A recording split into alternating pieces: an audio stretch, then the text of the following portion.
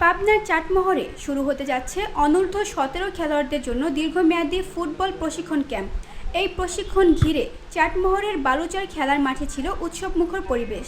প্রায় 450 খুদে ফুটবলার অংশ নেয় বাছাই পর্বে।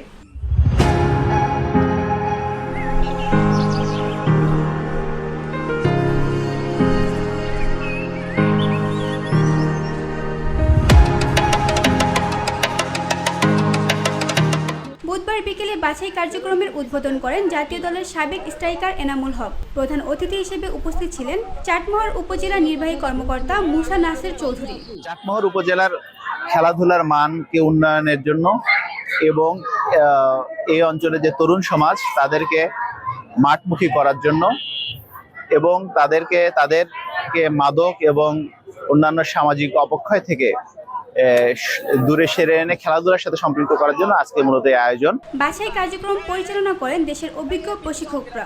জাতীয় অনূর্ধ্ব-20 দলের সাবেক গোলকিপার রতন আলী, ঢাকার মুগদা সমাজ কল্যাণ ক্রীড়া সংসদের প্রধান কোচ শিপন এবং জাতীয় দলের সাবেক ফুটবলার শমশের আলম।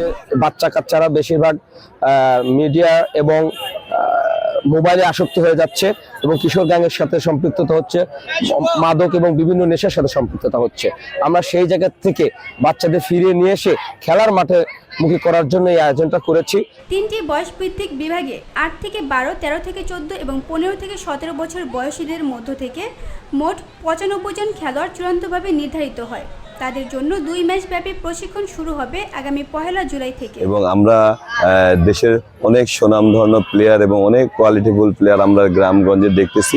এইভাবে যদি আমরা সারা বাংলাদেশে কাজ করি তাহলে আমাদের অবশ্যই ক্রীড়াঙ্গন একদিন সামনের দিকে যাবে। প্রশিক্ষণের সুযোগ পেয়ে দারুণ উচ্ছ্বসিত খুদে ফুটবলাররা। তাদের চোখে এখন দেশের হয়ে খেলার স্বপ্ন।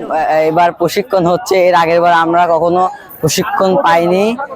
প্রশিক্ষণে আমরা চেষ্টা করব একজন প্রসিদ্ধ একটা খেলার হতে। অনেক ভালো লাগছে, আমি এক বড় ফুটবলার হতে চাই জাতীয় টিমে। এই অঞ্চলের সব ফুটবলাররা আরো জেলা পর্যায়ে এবং জেলা পর্যায় থেকে ডিভিশন থেকে ইনশাল্লাহ সবাই আশা করি প্রিমিয়ার লিগে খেলতে পারবে। এই উদ্যোগটা নেওয়ার ফলে আমার মতো সব খুদে ফুটবলাররা আরো অনেক চান্স পাবে এবং এখান থেকে অনেক ভালো ভালো দেশীয় পর্যায়ের এবং ইনশাল্লাহ জাতীয় টিমের খেলার উপযুক্ত সবাই ইনশাল্লাহ বের হবে।